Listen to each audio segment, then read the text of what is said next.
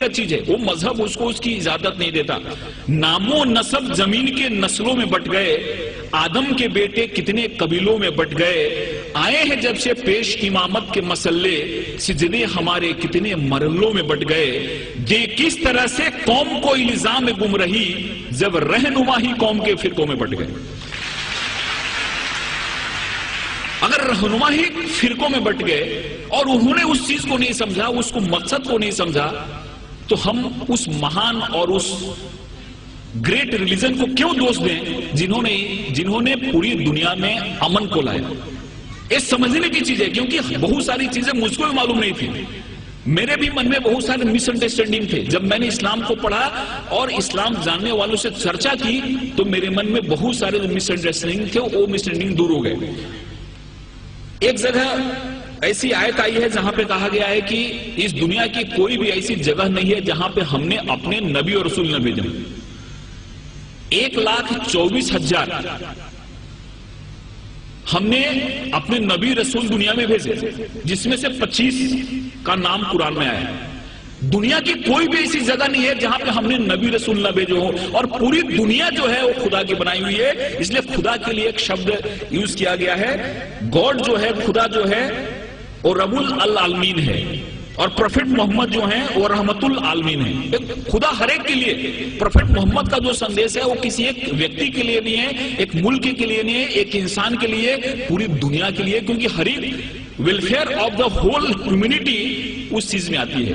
इसलिए इस चीज को जब हम समझते हैं, इस चीज को हम अपने जहन में लाते हैं, तो हमको ऐसा लगता है कि इस्लाम जो है, इस्लाम का जो मेन, जिसको हम गाभा मराठियों बोलें, इसेंस बोलें, हिंदी में सार बोलें, वो है कि इंसान एक कैसे बेहतर जिंदगी जी सकता है और खुदा के कैसे करीब जा सकता है। एक चीज हमारे इस्लाम में बताई गई है, और मुझे उम्मीद है कि इस तरह के कार्यक्रम से ये जो बात है लोग तक पहुंचेगी और इंसान एक अच्छा बेहतर इंसान बनेगा, और हर एक इंसान के मन में प्यार मोहब्बत की बात आएगी।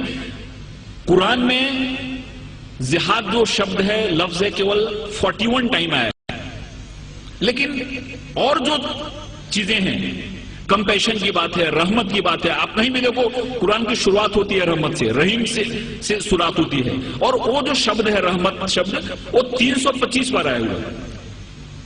रहमत शब्द जो है, कंपैशन शब्द जो है, वो 325 बार आया हुआ है, और जिहाद शब्द जो है वो 41 टाइम आया है, और वो भी जंग के अर्थ में नहीं आया है। जिहाद एक एफर्ट्स के रूप में आया है, एक कोशिश के रूप में आया है, और उसमें भी ऐसा कहा गया है कि जिहादे अकबर और जिहादे असगर। तलवार की लड़ाई बहुत छोटी लड़ाई है, जिसको उन्होंने जिहादे असगर कहा, और खुद से लड़ना जिहादे अकबर है। सबसे बड़ी लड़ाई है खुद से लड़ना। हमारे अंदर जो विकार है, हमारे अंदर जो दोष हैं, हमारे अंदर जो खामियां हैं, इन खामियों से लड़ना सबसे बड़ी लड़ाई, जिसको जिहाद अकबर कहा। और तलवार की लड़ाई छोटी लड़ाई है, उस लड़ाई को बहुत ज्यादा तरजीह नहीं दी, वो जिहाद असगर है।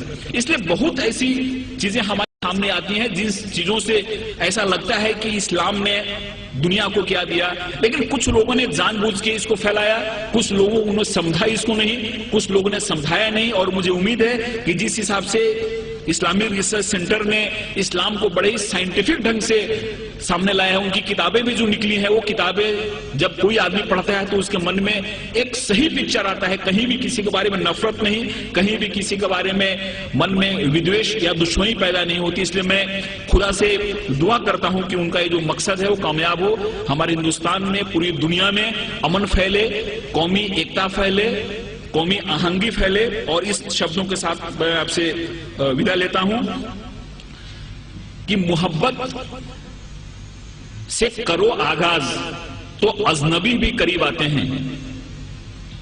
मोहब्बत से करो आगाज तो अजनबी भी करीब आते हैं, और मोहब्बत है एक रूहानी मंजिल जहां फरिश्ते भी सर झुकाते हैं। खुदा हाफिज़। Spread the word, oh man. Spread the word of Islam. Oh, fortunate one, paradise must be won.